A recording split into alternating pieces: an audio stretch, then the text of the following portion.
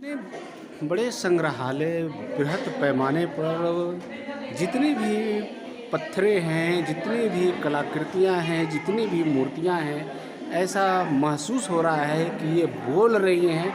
आप देखेंगे प्राचीन काल से लेकर आप तरह-तरह की चीज़ें इसमें आपको मिलेंगे और आप खुद अध्ययन करें कि ये इतने छोटे जगह में ये पत्थर जो खुदाई में निकले हैं, इनको और भी संरक्षण देने की आवश्यकता है। इसीलिए यहाँ पर इस क्षेत्र में आपको इस प्रांगण में ही जहाँ आपको जैन का भी है, सनातन का भी है और आपको बुद्ध का भी है, वहीं पर आप ये देखेंगे कि ये सारे म्यूज़ियम में ये पत्थर देख रहे हैं। पत्थर बोल रही हैं और कितनी प्राचीन है, ये एनालिसिस करने की आवश्यकता है, देखने की आवश्यकता है, समझने की आवश्यकता है। इतने सारे चीज़ है, इनको संरक्षित करने के लिए यहाँ एक बहुत बड़ा म्यूज़ियम भी बन रहा है जहाँ इनको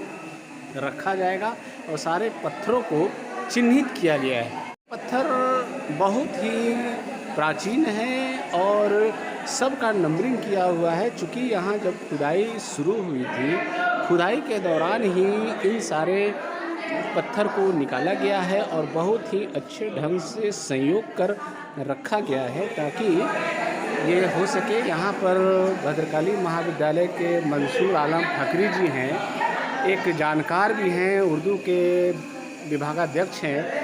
मैं जानना चाहता हूँ मंसूर जी कि आप कि यहाँ के बारे में क्या आपको जानकारियाँ हैं, कुछ बताएंगे आप? हाँ, मैं बताना चाहता हूँ कि यहाँ जो भी रखा हुआ है पुराने ज़माने का अवशेष, वो बहुत ही नायाब है।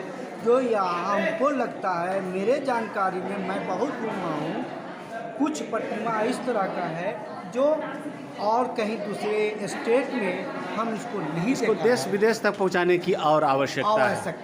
Thank you, thank you, thank you. तो आप देख रहे हैं तरह तरह के पत्थर हैं और यहाँ बहुत सारे लोग आते हैं और इन सारे चीज़ों को देखते हैं। रिसर्चर भी आते हैं और उसके अलावा जो शिक्षक हैं, शिक्षक भी आते हैं, पर्यटक भी आते हैं और आपको देख रहे हैं कि सफाई भी हो रही है। मैडम सफाई भी कर रही हैं पत्थरों को। तो मैडम आप ये बताएं कि आप भद्रकाली कॉलेज में किस विभाग में हैं आप?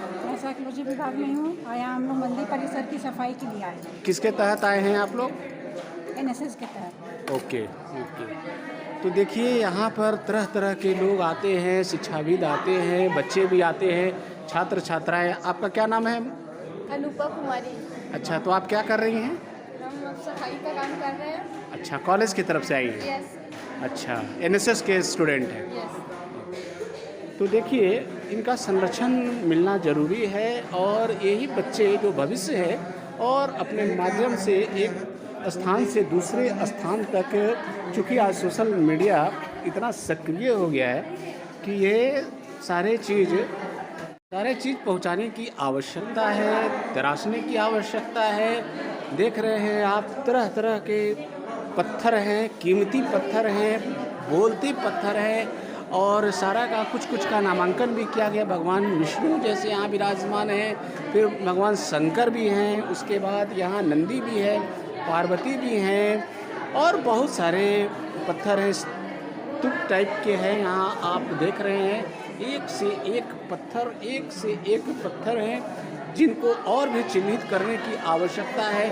आज यहाँ देखिए सूर्य देव की खंडित प्रतिमा है जो कहीं टूट गया होगा, कहीं इसके टुकड़े और भी होंगे, इधर ही होंगे। देखने की आवश्यकता है, मिलाने की आवश्यकता है और बहुत सारे पत्थर को मिला कर रखा गया है और इटखोरी वासी इसको बहुत ही अच्छे ढंग कर मंदिर प्रबंधन इसको इतना बढ़िया से संजो कर रखा है और बहुत बृहद बड़े पैमाने पर यहाँ जो म्यूज़ियम बन रहा है, इन सारे पत्थरों को वहीं संग्रहित करके रखा जाएगा। तो इटखोरी का इतिहास खुद अपने आप में इतिहास है। ऐसी मान्यता है कि महात्मा बुद्ध का भी आगमन यहाँ हुआ था और कुछ दिन यहाँ उन्होंने तपस्या भी किया था। के बाद आप देखेंगे ये सारे पत्थर और भी बहुत सारे पत्थर हैं, पत्थरों का भंडार है। चिन्हित करने की आवश्यकता है, चिन्हित भी किया जा चुका है कुछ पत्थरों को।